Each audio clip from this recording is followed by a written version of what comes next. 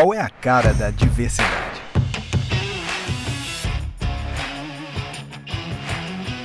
Se o seu olhar muda, o mundo muda. Chegou a hora da virada da diversidade.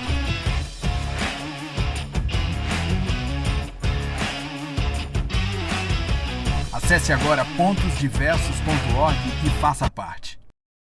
Olá, saudações a todo mundo que está aqui assistindo mais uma entrevista da Virada da Diversidade. E antes de qualquer coisa, vamos começar fazendo aqui a nossa audiodescrição. Eu sou Carolina Barreto e vou fazer a minha audiodescrição e passar aqui na sequência para todas as pessoas que estão aqui dividindo comigo a tela. De antemão, eu saúdo todo mundo que está aqui comigo e todos que estão assistindo e agradeço muito por continuarem acompanhando a Virada da Diversidade. Então, como eu disse, eu sou Carolina Barreto, eu sou uma mulher negra, tenho um cabelo curto no queixo, um pouco ondulado. Hoje eu estou com um colar com várias voltas diferentes de continhas marrom, com tons de marrons diferentes, uma blusa preta e rosa, e atrás de mim tem uma cortina cinza. Eu vou passar aqui para a Renata, e para que ela possa fazer a descrição dela. Olá, amores, como estão todas, todos e todes? Eu sou Renata Martorelli, uma mulher de pele branca, tenho meu cabelo raspado, uma tatuagem na cabeça, que é uma mandala com o ideograma do amor no centro, uso um óculos transparente, brincos, um batom vermelho, um colar preto, uma blusa branca com estrelinhas pretas e, ao fundo, uma parede branca. Agora eu vou passar a vez para a Baroni fazer a audiodescrição dele. Oi, pessoal, boa tarde, né? Boa noite e bom dia, né, para aqueles que vão nos assistir. Carol, Renata, Luiz, obrigado mais uma vez pelo convite. Eu sou Alexandre Baroni, homem branco, uso óculos, né, de acetato preto, cabelos loiros, na verdade já um pouco grisalhos. Uso hoje, né, uma camiseta cinza, tenho atrás de mim uma parede branca também.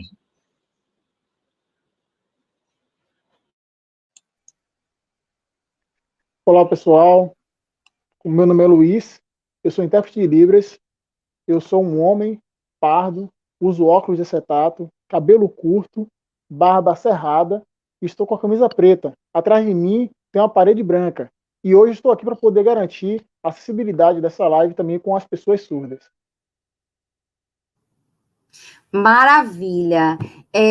Então, pessoal, a gente vai começar a conversar hoje com Alexandre Baroni, que já se apresentou aqui rapidamente. Eu vou deixar a apresentação dele para ele mesmo. Ele é um grande querido da Pontos Diversos e é um grande prazer dividir esse espaço aqui com Renata Baroni e Luiz Henrique, que é nosso, assim, me sinto acolhida, me sinto em casa aqui junto com vocês.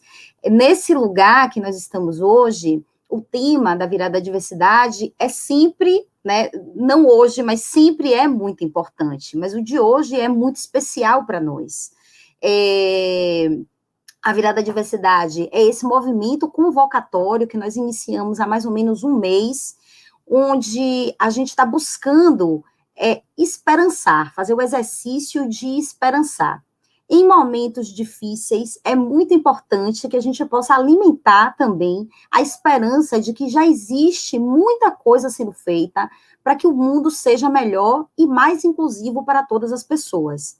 Então, o movimento que nós chamamos de Virada da Diversidade é justamente essa convocatória, onde a gente está convidando pessoas que já fazem da sua vida um lugar de transformação. E é por isso que a gente está aqui hoje com Baroni. Eu vou passar para a Renata antes de passar para a Baroni, para que ela possa falar um pouquinho para a gente sobre a Pontos Diversos nesse lugar de transformação também. Obrigada, Carol. É isso mesmo, né? Então, essa campanha da Virada da Diversidade que nós lançamos aí o mês passado e estamos agora na continuidade. Então, como Carol bem falou, foi uma convocatória onde a gente chama, onde a gente provoca as pessoas para continuarem, né, para se incentivarem com as pessoas que a gente trouxe, essa transformação tão necessária, em especial nesse momento. E a Pontos, ela faz a proposta de alguns caminhos, né, de algumas trajetórias da nossa travessia, para que a gente faça esse caminho juntos. Então, a gente tem uma proposta bem bacana, que é direcionada para as pessoas que querem se qualificar, que querem se letrar, que desejam ampliar o seu nível de consciência sobre diversidade e inclusão, que é o nosso Clube da Diversidade. Então, se vocês quiserem conhecer um pouquinho mais, acessem o nosso site, lá vocês vão ter maiores detalhes.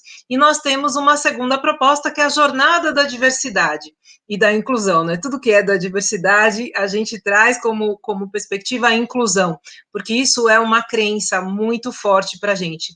Falar sobre diversidade não implica necessariamente da gente promover inclusão, né? Então, fazer com que as pessoas estejam nos espaços sociais é uma coisa muito importante. Nós temos hoje muitas empresas que já fazem isso, mas a página 2, que é o grande aprofundamento, que é tudo aquilo que a gente acredita, né? A gente promover a inclusão, de fato, na sociedade como um todo, né? Que as pessoas que, por muito tempo, por uma trajetória, né, por conta dos seus marcadores sociais identitários, acabam sendo excluídas de diversos espaços sociais, e a gente acredita que o trabalho é um desses espaços que propicia acesso a muitos outros, né? O desenvolvimento, a autonomia, para que a gente tenha essa perspectiva real de inclusão. Então, a jornada é um convite, né, para as empresas que queiram fazer isso junto com a gente, que a gente se conecte com inúmeras pessoas que estejam neste mesmo caminho.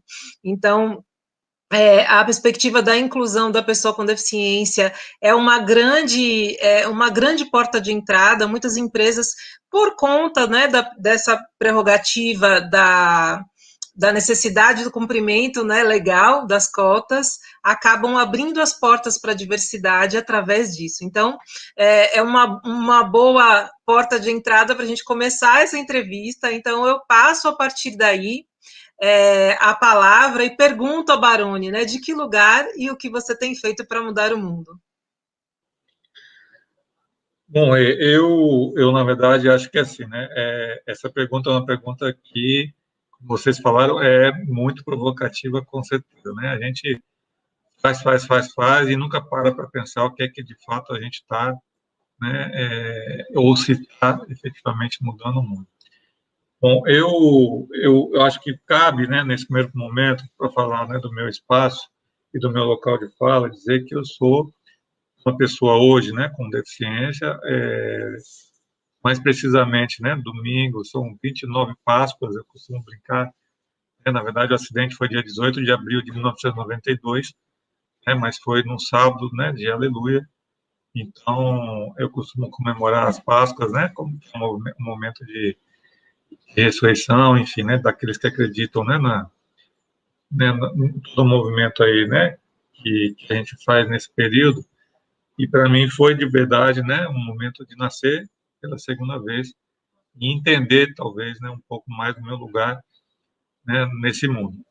Eu, antes do meu acidente, né, eu vivi uma vida que eu entendia como uma vida talvez mais, não mais perfeita, mas uma vida muito sem percalços, né? Na verdade, eu venho de uma família, né, uma família simples, mas uma família que sempre, né, teve o pai, né, como um grande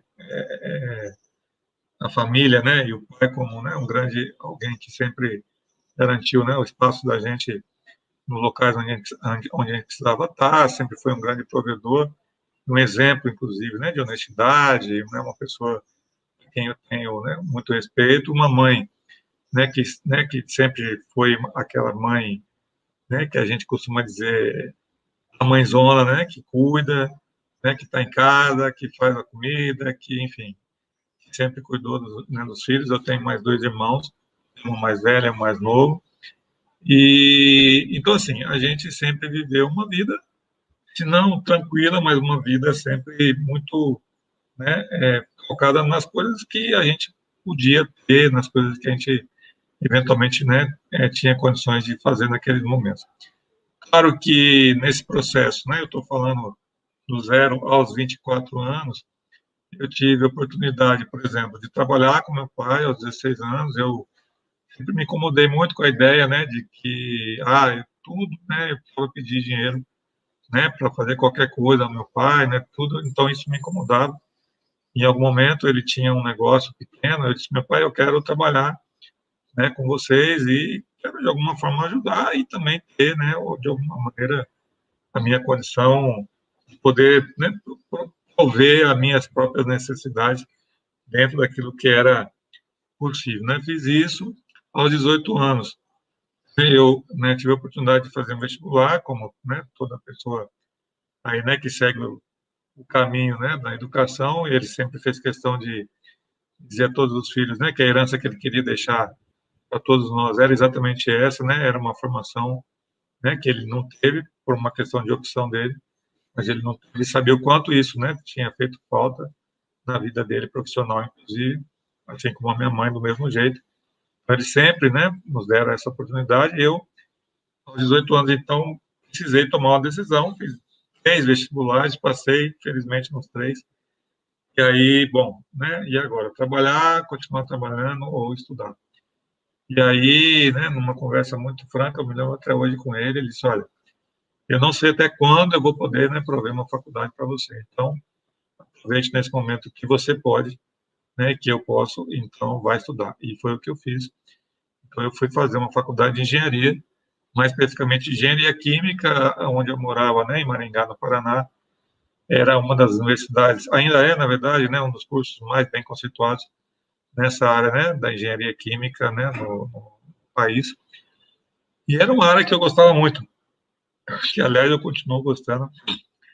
Química sempre foi uma coisa que eu sempre gostei, né, tanto que eu dei aulas, enfim, né, durante a faculdade, porque era uma área de fato que transforma, né? Eu acho que química já é transformadora por si só. Então, eu gosto sempre de lembrar isso porque hoje a química, né, e a engenharia me fazem pensar 2 coisas, né? Primeiro a química, que é a questão da transformação das coisas, e a segunda a engenharia, que são os processos, né? Eu não consigo pensar nada que não seja um processo que tenha, né, concretamente começo, meio e fim.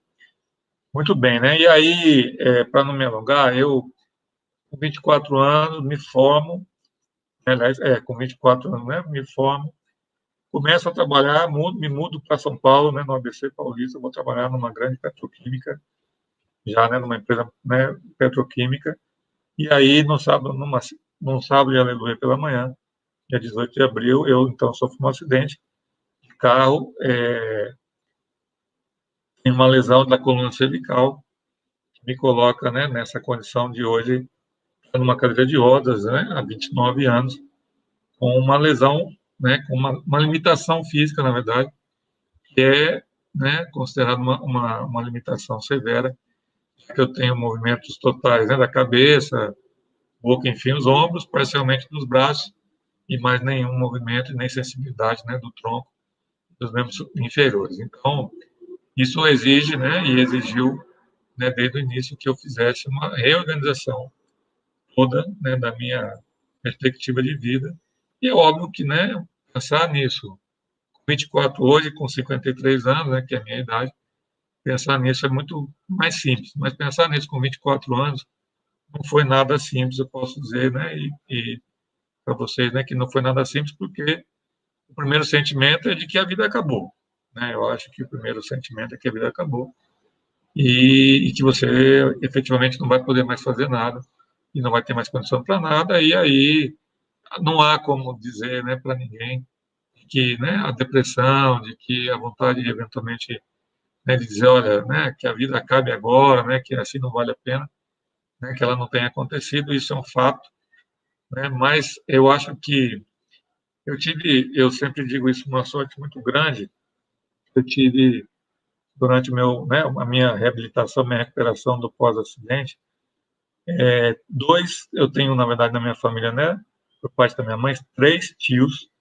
né, tinha, na verdade, porque 2 já faleceram, já são hoje anjos, né, no céu, que cuidam da gente, mas eu tive 2, né, tios, né, naquela época, que eram, coincidência, do hospital onde eu fiquei, na cidade onde eu nasci, no interior de São Paulo.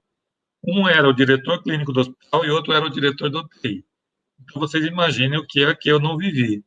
né? Eu era o rei do hospital, né? Eu digo que lá no hospital eu já tive que começar a fazer tudo o que eu imaginava, né, necessário e que hoje eu sei, né, por que que aconteceu.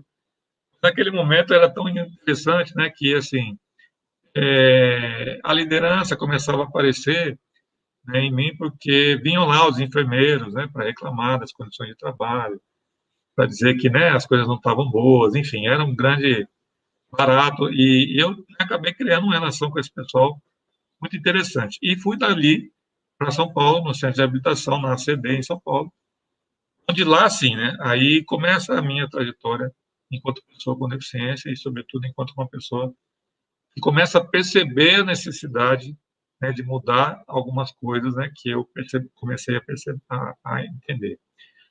A primeira delas foi o choque, né, quer dizer, eu saio de um hospital geral, onde tudo e quase tudo, né, girava, né, à minha volta, enfim, né, eu estava na cidade onde eu nasci, as pessoas me visitavam de manhã, de tarde, de noite, enfim, era uma coisa. Eu nem tinha, às vezes, tempo para pensar muito, né, que minha vida agora ia ser um problema. E vou para um centro de reabilitação, onde a primeira fala que eu escuto de uma assistente social para os meus pais é de que, olha, você, aliás, o seu filho está agora sob os nossos cuidados. E se vocês quiserem que ele continue aqui e termine o processo de reabilitação dele, que a gente não sabe exatamente quanto tempo vai durar, vocês têm que simplesmente esquecê-lo aqui, vir aqui no final de semana, quando for possível. E aí, imagine só, né?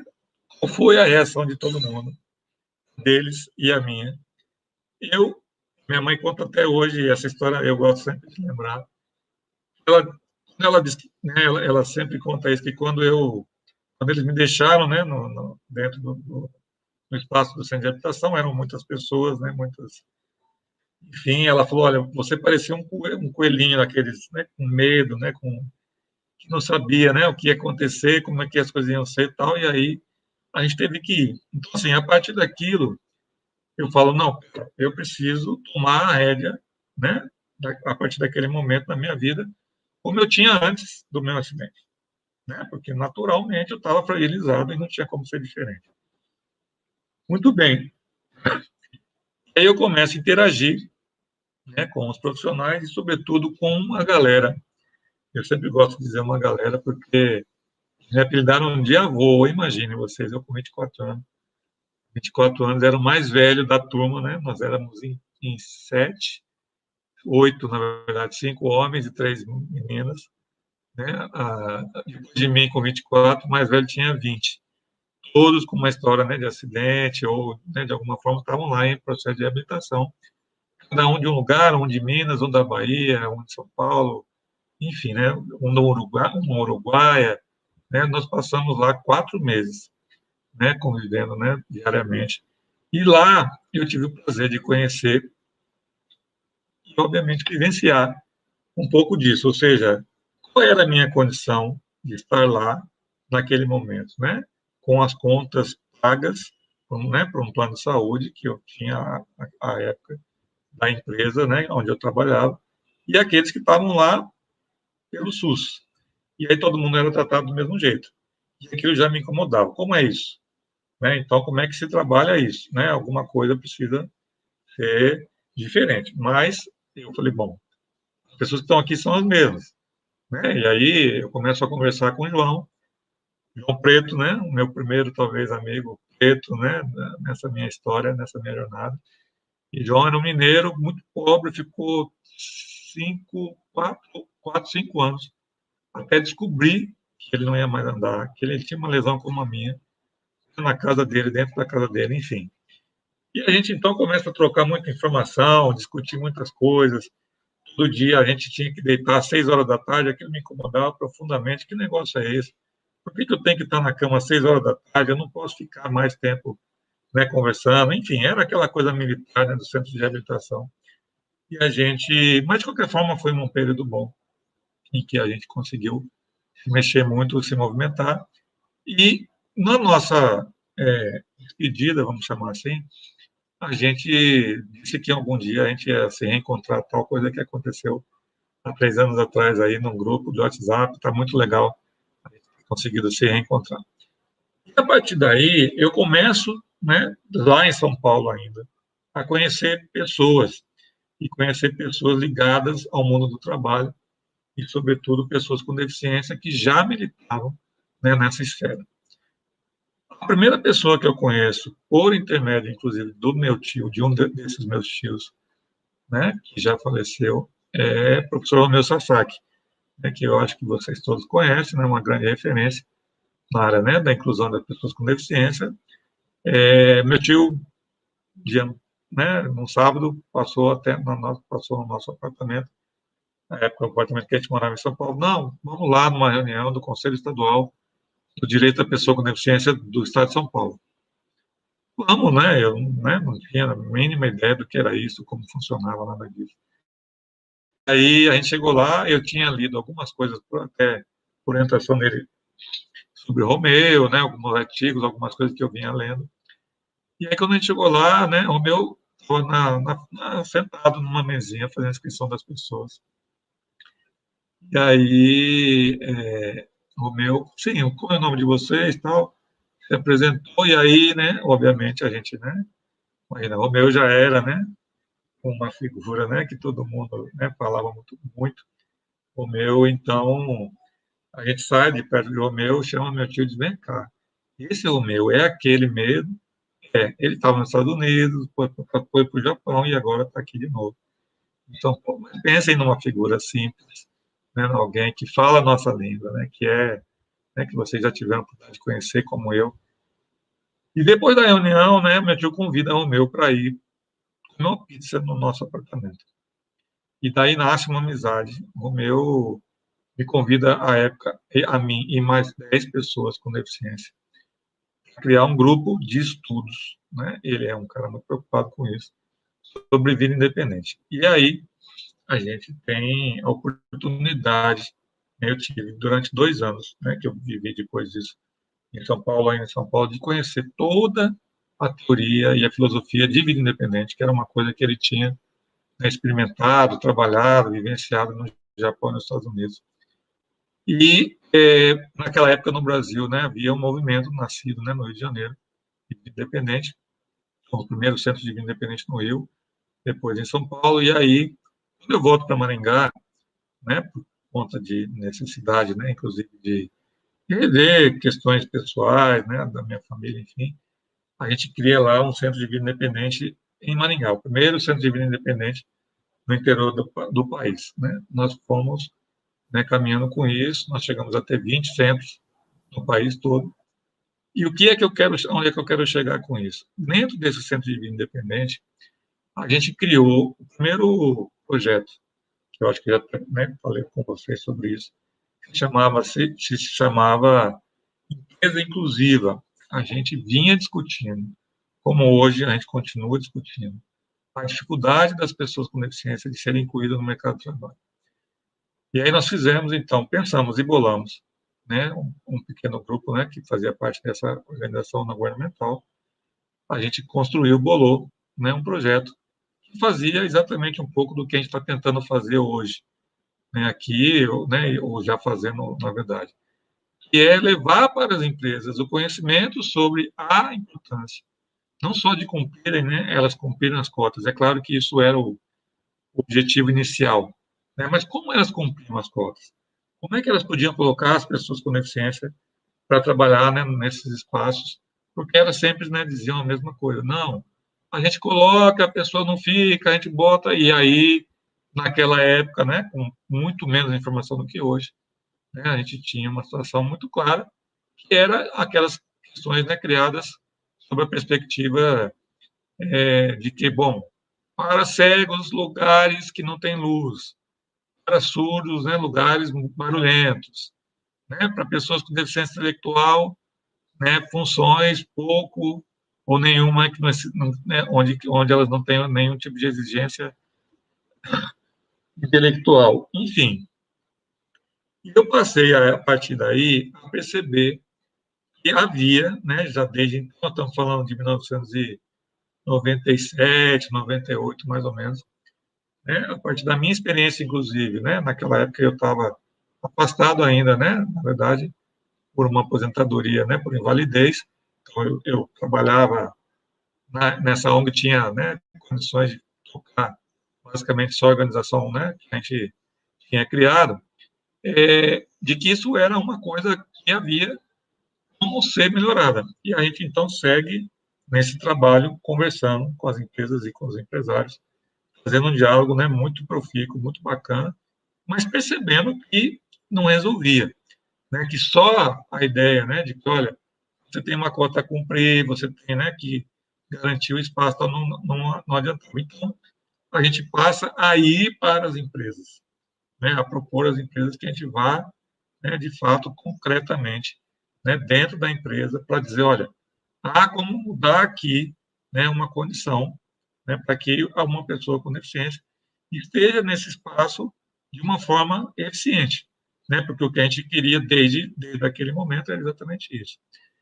E aí a gente tem um momento extremamente rico, eu acho que é um momento onde a gente começa a perceber, né, que a burocracia, enfim, né, o Estado começam a deixar um pouco, né, de lado as amarras, né, sobretudo das questões, né, as auditorias, né, aquilo tudo que se faz ainda hoje, né, que não é tão diferente do que se faz hoje, para poder permitir, né, que as empresas pudessem, né, recepcionar essas pessoas e, de fato, concreto, ter essas pessoas como profissionais, né, dos seus espaços. Nesse espaço, né, e nesse momento, além de toda essa experiência, né, que eu carrego, eu estava começando uma vida profissional que se interrompe, eu retomo a minha vida profissional, passo, né, a ser alguém, né, que lidera uma equipe, né, que tem a oportunidade de estar, né, nos espaços aí, né, empresariais, nos espaços onde as empresas, onde o diálogo, né, precisa ser muitas vezes custo-benefício, né, quanto custa, né, o serviço de vocês, enfim, tudo isso que a gente vivencia, né, nos espaços das organizações não governamentais. Isso me oportuniza conhecer e levar, né, levar muitas pessoas, né, para esses espaços, sobretudo pessoas com deficiência, mas me faz perceber uma outra questão, que era a questão da educação. E aí a gente começa a perceber que, infelizmente, né, o público, né, de pessoas com deficiência era um público com baixa escolaridade, né, com condições muito restritas, aí, né, infelizmente, né, sobre a formação, sobretudo profissional. E aí, então, eu migro também para uma outra área, né, que é uma outra paixão, se tornou outra paixão, que é a área de educação. E aí vou me tornar professor de Química e Física novamente, depois professor, né, de educação inclusiva, e vou passando por situações de não respeito às diferenças. Eu acho que eu preciso contar essa história aqui, porque, assim, eu vivi, né, um momento onde, dentro de um congresso universitário, eu tive a infelicidade, né, de ouvir de pelo menos 2 ou 3 professores doutores que eu era um engenheiro sentado numa cadeira de rodas, querendo achar que sabia alguma coisa sobre educação. E isso me provocou mais do que já havia, né? Eu já vinha sendo provocado. A falar, bom, então, já que é assim, né, já que eu preciso ter, né, uma carteirinha né, de estudante, de professor, então eu vou, né, e aí fui fazer uma pós-graduação e tentar buscar, né, outros caminhos, porque por mais que eu entendesse e por mais que eu achasse, né, que aquilo era razoável, né, aquilo não seria razoável, nunca será, né, porque a falta de respeito naquele momento foi muito grande. E aí eu tive que, então, migrar assim, me propor a mais do que além de estudar o que eu fazia o tempo todo, né? Já fazia formação em educação, enfim. E aí, com isso, a construção, né, vai se dando, eu vou, né, no outro salto para a iniciativa privada, a iniciativa pública, eu faço um concurso em 2002 na Prefeitura de Maringá e me torno educador social na Secretaria de Assistência Social do município. Um outro mundo, uma outra, né, enfim, tudo diferente. E aí vou começar a aprender o que era administração pública. né? E hoje, depois de 18, 19 anos agora de administração pública, já dá para entender um pouco das agruras e das dificuldades, né, que a gente vive, né, no setor público. E, sobretudo, dizer que na área pública a gente tem talvez uma maior dificuldade, né, de falar de diversidade, na medida em que muitas vezes a capacidade técnica, que é aquilo, né, que nós precisamos, né, avaliar na hora né, de uma contratação, na hora de um diálogo, na hora efetivamente, né, de contratar, ele é muito pouco levado em consideração, né, quando se trata da área pública, infelizmente. Então, assim, por que é que a gente vê tão poucas pessoas negras em, né, espaços de poder, né, espaços, eu digo de poder, né, públicos, né, espaços onde a gente tem, né, condições de fato, né, mudar alguma coisa. Onde é que a gente vê, por que a gente vê tão poucas pessoas com deficiência? Por que a gente vê tão poucas mulheres? Secretárias de Estado, secretárias municipais, prefeitas, vereadoras, enfim, por que a gente vê tão poucas pessoas nesse caso? E aí, quando eu venho para a Bahia, em 2009, isso é mais incômodo ainda, né? Porque eu vou para lugares e vejo tantas pessoas negras e aonde eu trabalho, eu não as vejo, né? Então, isso me incomoda.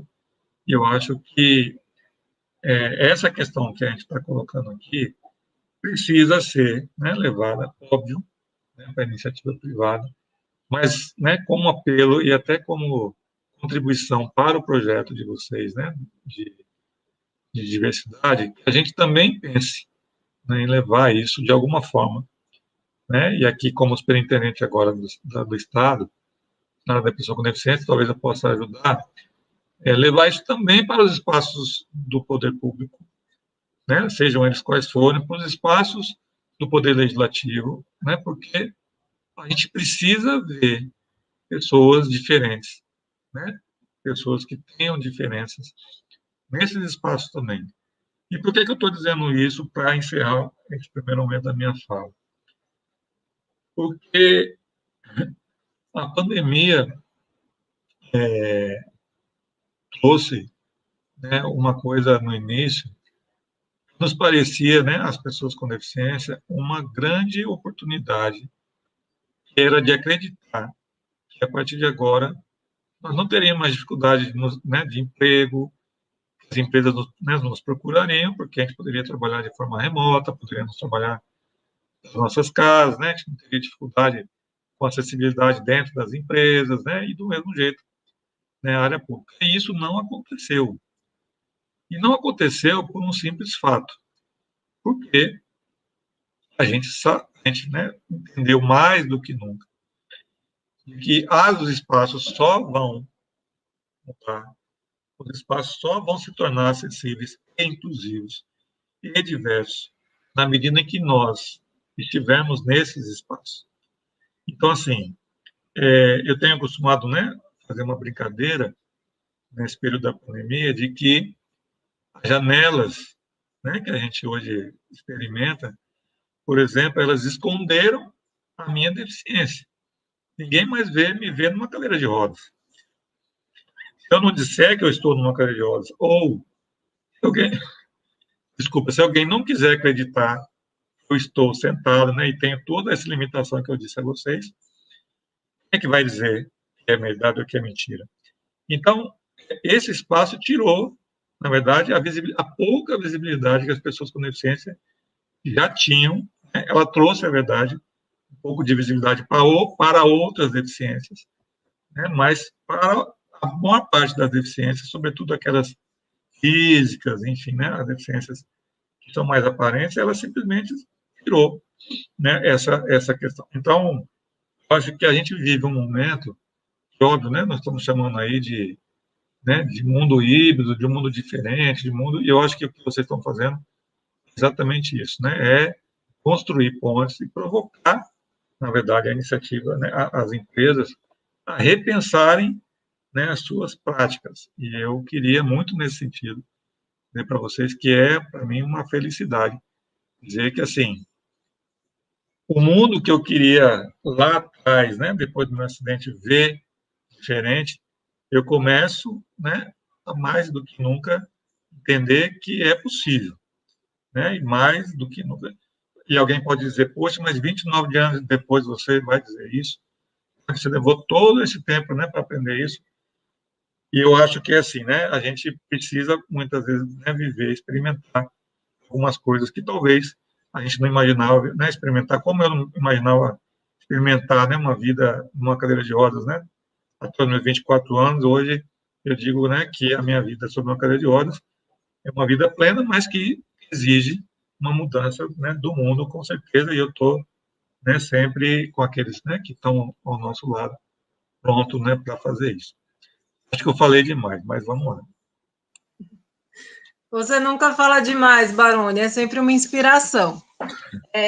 Você traz coisas muito importantes que elas são, que a OIT, né, ela traz como princípios, né, da presença da diversidade, e aí eu falo aqui diversidade, quando a gente fala de pessoas com deficiência, que é um preceito bem anterior, né, porque quando a gente fala do desenho universal, ele fala da acessibilidade para todos, e a lógica da diversidade também segue isso, né, que tem que ser para todos. Então, a OIT, ela preconiza alguns princípios que você trouxe na sua fala que são muito importantes, né?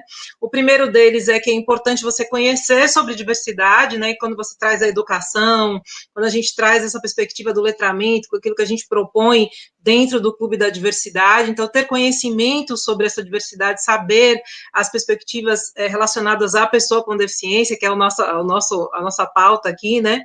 Outra coisa é reconhecer as desigualdades sociais quando você se coloca no mesmo lugar, né, de uma outra pessoa com uma condição socioeconômica diferenciada e que todos precisam do mesmo tratamento de qualidade. Isso é importante que se reconheça todos esses acessos que são negados para as pessoas, né, que a princípio estão numa condição de vulnerabilização social e isso é uma condição de longo prazo, quando a gente reconhece as desigualdades sociais, isso é posto, como você traz a perspectiva de raça também, né, de classe, de raça, isso é muito importante, Carol traz muito isso, né, no diálogo, no discurso também.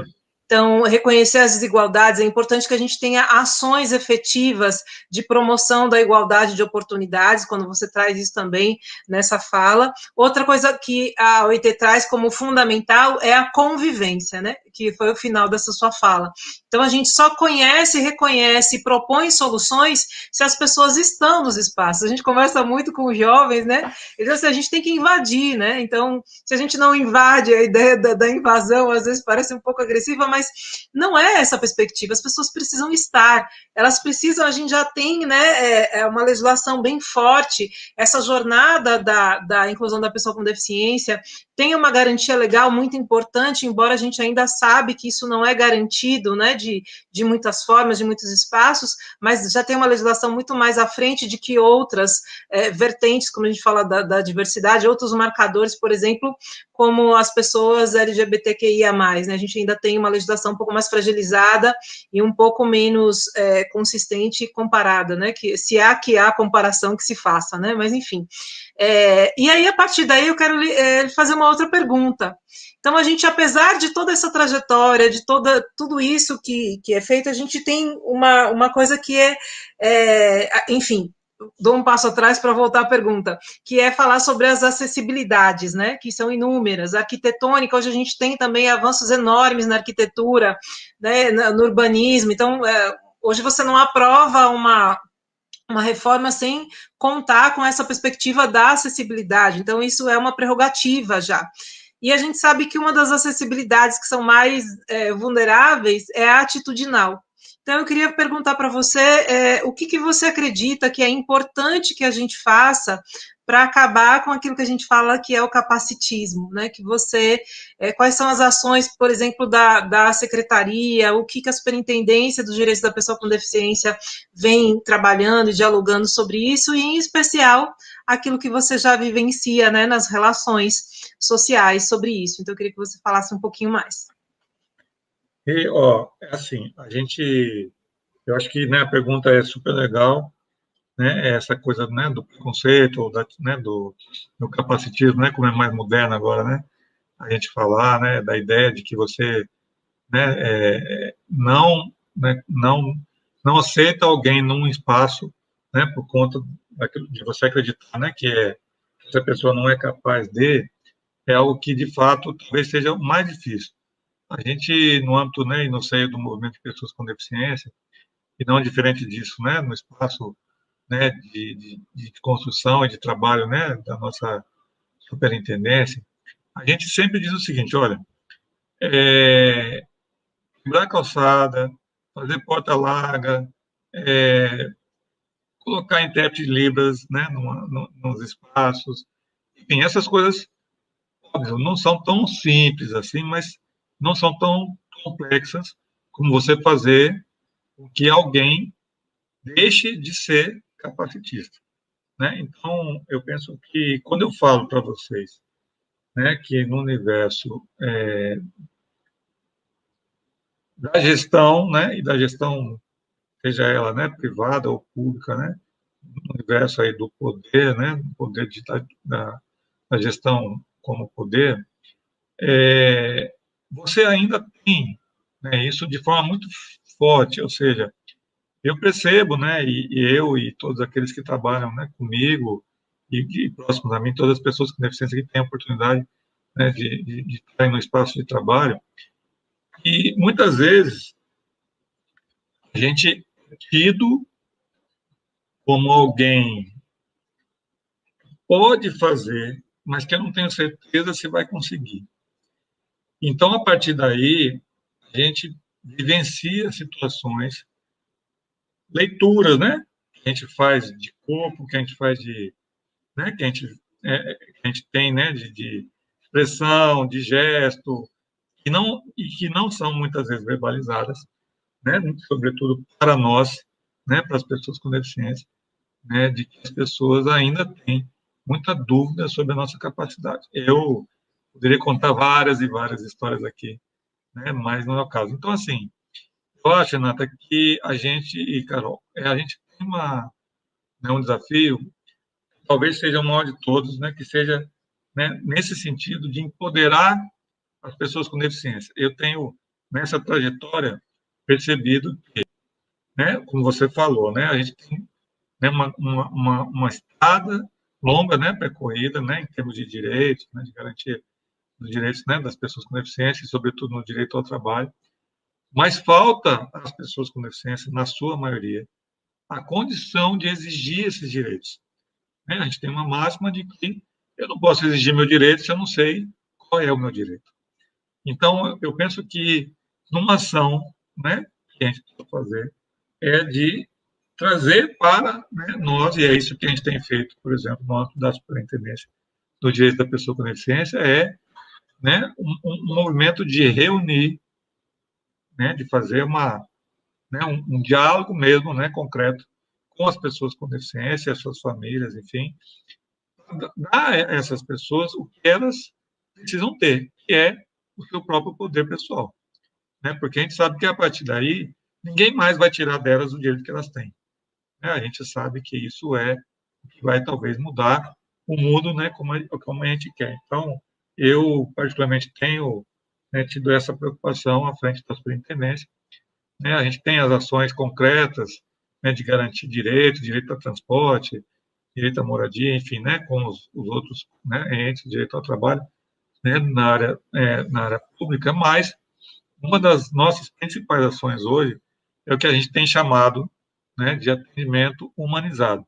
Então, a gente tem tido uma preocupação gigantesca, né, de fazer um trabalho, né, toda a equipe faz isso, né, que é não olhar para a pessoa com deficiência. Nós não temos uma equipe só de pessoas com deficiência, nós temos uma equipe, né, que obviamente retrata, né, a diversidade dentro da nossa superintendência, homens, mulheres, né, homens negros, mulheres negras, né, enfim, a gente tem aí várias, né, diferentes religiões, matrizes, né, orientação sexual, enfim, nós temos também pessoas com deficiência, mas a gente tem sempre dito, né, no âmbito da gestão, né, de pessoas e na gestão do nosso trabalho, O mais importante para nós não são números, né, e que essas pessoas não podem, em nenhum momento, se tornarem números, elas têm que serem pessoas.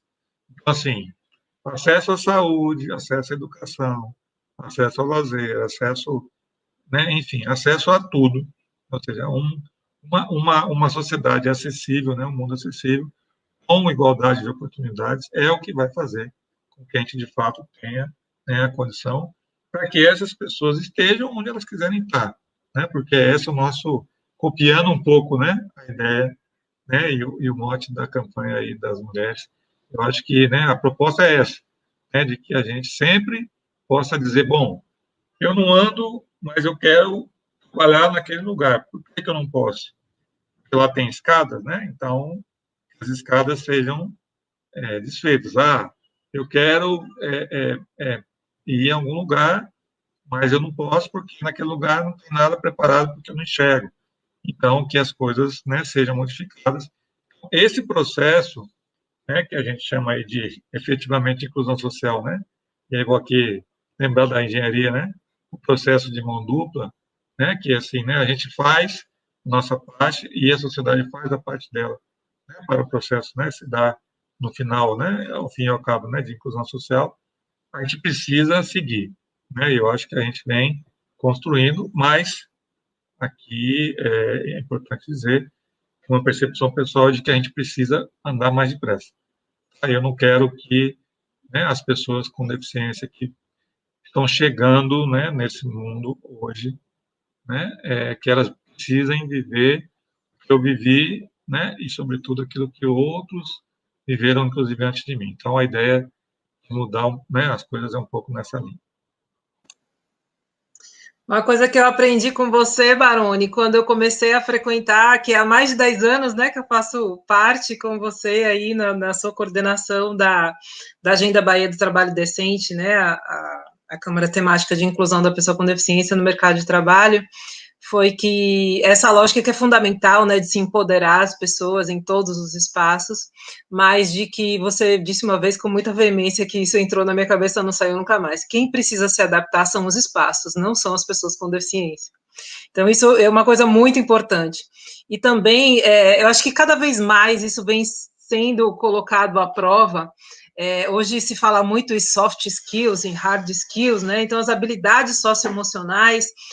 Antigamente, né, outro mote que se fala muito em RH, né, é muito comum a gente ouvir dizer que as pessoas são contratadas pelas habilidades técnicas, né, pelas hard skills, e são demitidas pelas inabilidades socioemocionais, né, as lideranças, enfim, que acabam tendo resultados desastrosos por essa inabilidade.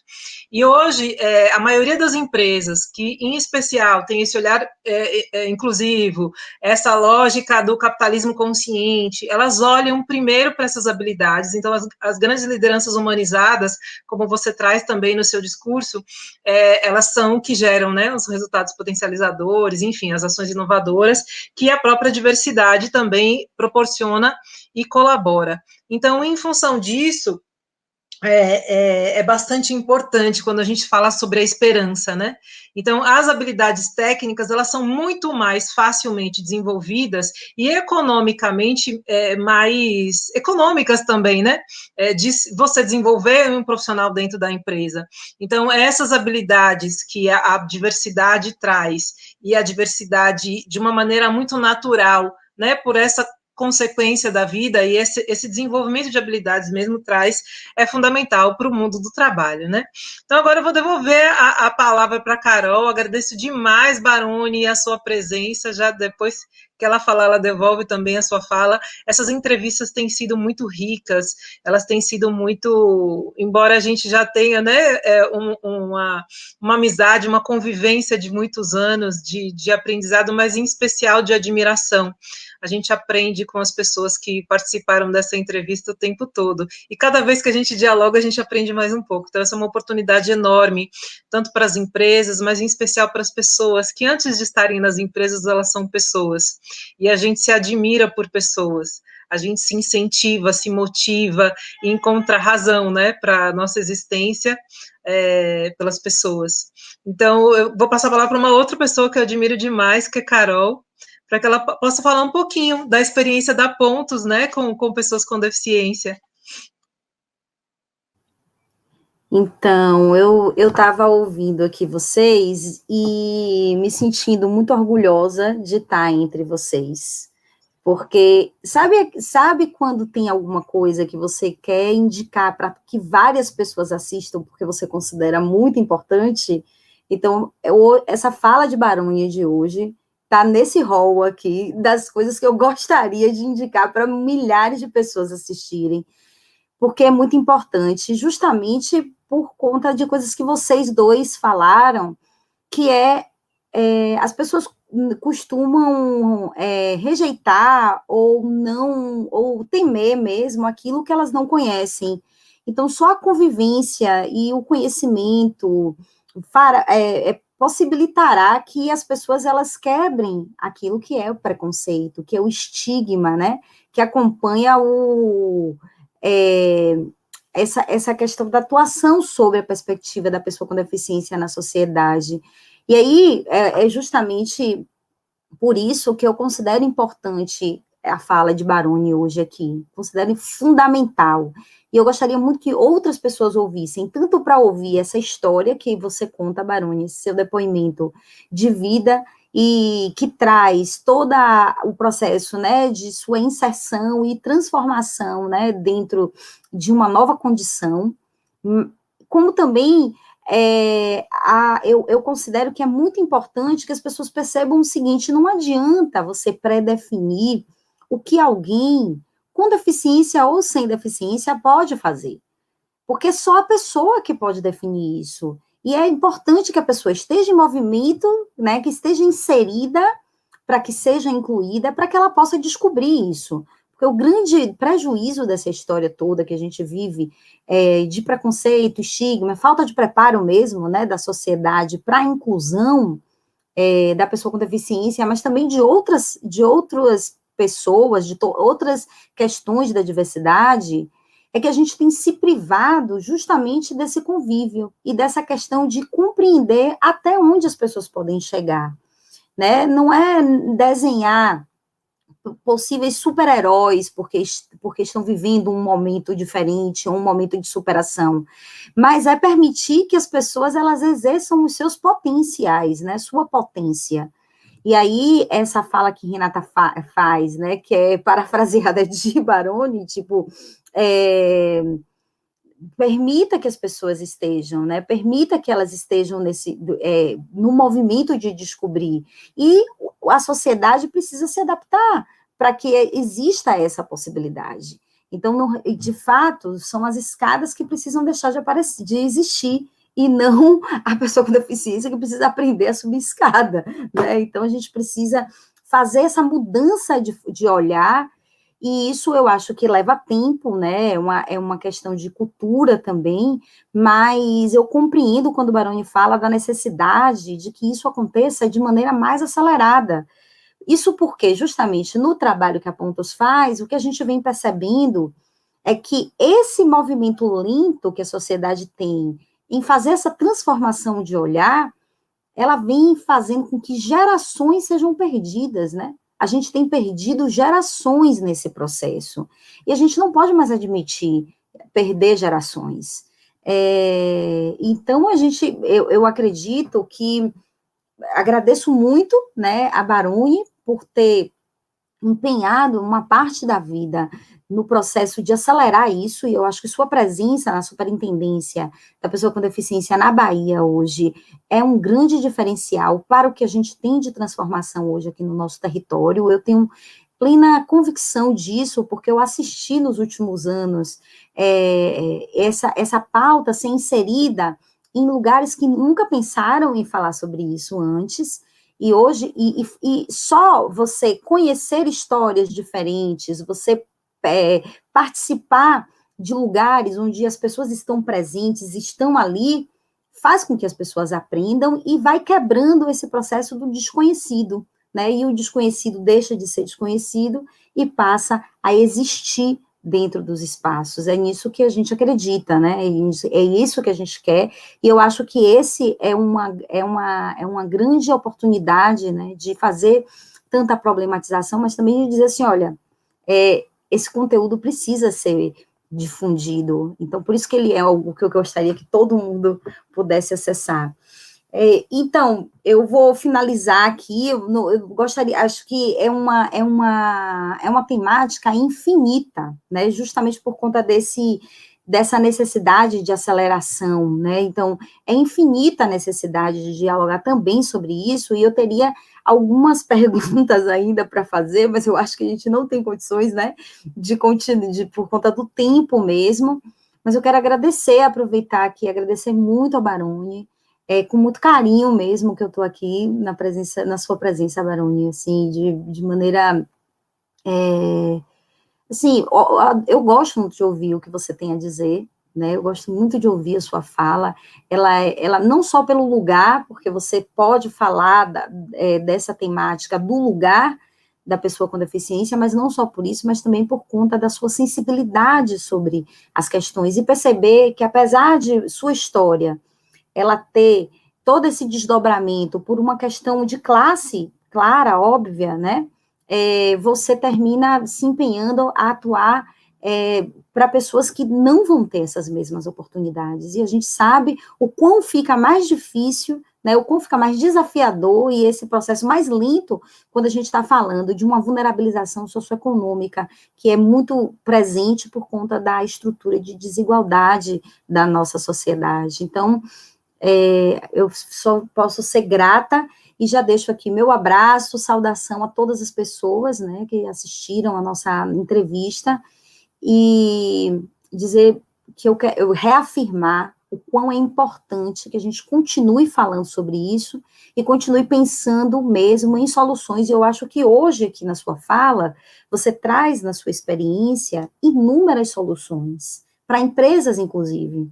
Essas experiências que você relatou, elas são soluções, então é possível você desenvolver programas de inclusão dentro da empresa, não somente para a obediência de uma cota legal, mas por conta da necessidade de se conviver. Quanto mais se convive com a diversidade, mais a sua empresa cresce, porque ela pode dar respostas ao mundo, né, de lugar de fala, porque as pessoas estão ali, como Renata falou, empresas são pessoas, empresa é composta por pessoas. Então, se a gente está falando de pessoas que vivem determinadas questões, presentes nesses lugares, incluídas e vivendo a plenitude da inclusão, aí a gente tem empresas que podem dar respostas ao mundo de formas diferentes. E isso é crescimento, isso é solução, né? Então, e eu não estou falando de benevolência, na verdade, né? Quando eu falo isso, eu penso literalmente em economia, em lucro. As pessoas podem lucrar nas suas empresas fazendo um trabalho com inclusão. Então, eu não consigo entender como que a gente chegou nesse modelo que as coisas estão em polos opostos. Ou você é bom, ou você é um grande empresário, né, e essa coisa da bondade, né, tipo assim, não é possível ser uma grande empresa e ser inclusiva, porque as duas coisas uma coisa atrapalha a outra. Eu não sei como que a gente chegou nesse modelo, quer dizer, eu sei, mas assim, não vai ser nessa live que a gente vai explorar isso. A gente precisa quebrar esses modelos, urgente, né, esses modelos, justamente porque quem não gostaria de ter um funcionário que fosse competente como você, Baroni, ou como outras pessoas que a gente conhece, né? Então, a gente precisa passar a também oferecer possibilidades para essas pessoas desenvolverem suas potências, porque às vezes a pessoa com deficiência, ela já é olhada, às vezes não, essa coisa do capacitismo, né? Ela já é olhada de antemão como alguém que não dá não. Eu e Renata, a gente já teve diversas vezes que calar diante das falas de empresários sobre a questão da cota, dizendo assim, não, mas aqui essa vaga não é para pessoa com deficiência, não pode ser para pessoa com deficiência, e a gente sempre pergunta, mas por quê? Não, porque não pode ser, porque ela entende de antemão que a pessoa com deficiência não pode ocupar aquela vaga sem nunca nem ter testado, né? Então, quando a gente entende que isso é algo que é um limitador, né, e um limitador ignorante, de antemão ignorante, né, o pessoal só entende que é um modelo que leva a isso, e esse modelo ele precisa ser desconstruído urgentemente, né? Então, eu vou finalizar a minha fala justamente nesse lugar de agradecer a vocês, agradecer a você, Renata, sempre maravilhoso a gente estar aqui juntas, tem sido um percurso de muitos desafios, mas também de muita felicidade por dividir com você os meus dias de trabalho, né? E é isso. Vamos lá para a virada, mais uma entrevista da Virada da Diversidade. Eu vou passar aqui para Baroni para ele fazer aqui as considerações finais dele e deixar aqui um grande abraço, já que a gente está no distanciamento, né? Deixar esse abraço simbólico aqui para vocês. Carol, vocês talvez não saibam, mas eu preciso dizer, né, que vocês são duas figuras que me inspiram. Aí não vai aqui nenhum tipo de agradecimento diferente, nenhuma coisa, não. Eu acho que, assim, vocês carregam com vocês uma coisa que faz com que a gente não desista.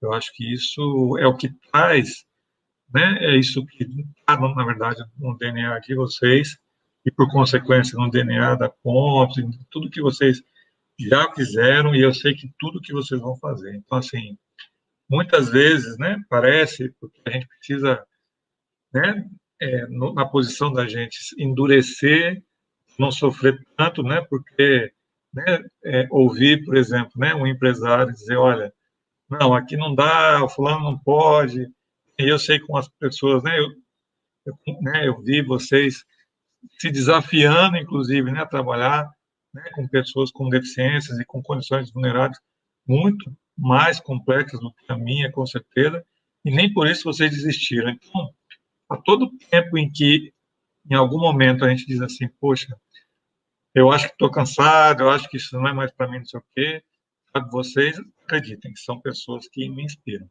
sabe, que me fazem acreditar que vale a pena e de que mudar é possível, sabe? Mudar é de fato possível, mudar, né, é possível. Assim, pode demorar, pode, né? A gente sabe que é o que eu estava falando, né? Muitas vezes vontade, né? E a brincadeira é de que assim, olha, vamos pegar como a gente faz com as escadas e vamos rachar a cabeça das pessoas, vamos ver se a gente abre, né? E bota lá um pouquinho, né? De respeito à diferença, de respeito, né, à diversidade, enfim, né? Mas na medida que a gente não pode fazer isso, a gente precisa de fato, né, criar, né, isso que vocês estão fazendo, que eu acho que assim é um movimento não só necessário, mas lá de importante e fundamental. E eu queria muito, né, que vocês soubessem disso e que vocês continuassem sempre contando comigo, tá? Porque eu com certeza conto com vocês.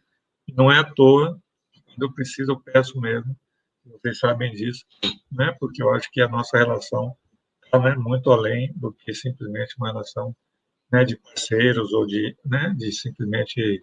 Eu acho que nós construímos, né, uma relação, assim como eu construí com essa figura que está aí, Luiz, né, que eu quero aproveitar também para agradecer pelo que ele fez durante, né, 2 anos, com que eu tive o prazer de trabalhar com ele, né, relações que a gente simplesmente sabe que vem de algum lugar, né, alguns acreditam, cada um acredita de uma forma, mas eu acredito muito, né, que nada é por acaso, né, a gente não está no mesmo lugar, na mesma hora, por qualquer motivo, tá certo? Então, de coração, de verdade, meu muito obrigado a vocês por mais essa oportunidade e vamos continuar fazendo, porque é aquilo que eu sempre digo, né?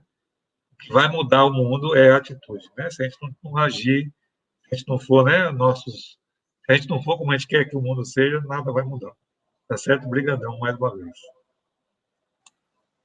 Obrigada, Baroni. Encerro aqui muito emocionada, dizendo uma frase que para a gente é muito importante, que é que todos os atos na Ponto Diverso são políticos, pedagógicos e amorosos. Você é uma das pessoas que também toca a gente pelo coração. Eu acho que o grande diferencial da Pontos, além de todo esse arcabouço, né, que a gente reúne com pessoas incríveis como você, e dessa perspectiva do conhecimento, da experiência prática, daquilo que tudo que nos traz, eu acho que a grande magia é quando a gente é tocado no coração. Então, você trazer isso para a gente no final nos toca e segue com que a gente siga sempre juntos, acreditando que é possível. E por falar em acreditar, em fortalecer os trabalhos, e falando sobre inclusão, né, eu quero aproveitar também e divulgar um pouco o trabalho de Luiz aqui, né, que tem aí a empresa de interpretação de Libras. Isso é o primeiro passo fundamental para que a gente inclua pessoas com deficiência auditiva. Então as pessoas só precisam estar, e para que elas tenham acesso a todas as coisas, é importante que haja uma interpretação. Então, qualquer coisa, entre em contato conosco nas nossas redes sociais, que aí a gente chega até Luiz também. E convidar todos para que acessem as nossas redes sociais, entrem no nosso site, conheçam um pouquinho mais do nosso trabalho, acompanhem as nossas redes sociais, o nosso canal do YouTube agora que vocês já estão, se inscrevam aqui no botãozinho, a parte blogueirinha, que quem faz melhor que eu é Carol. E Barone, muito, muito grata. Você é uma pessoa muito especial para todos nós. Um beijo a todos, a todas e todes, e até a nossa próxima entrevista da Virada da Diversidade. Ela continua, a gente vai ter muitas edições ainda. Um grande beijo a todos.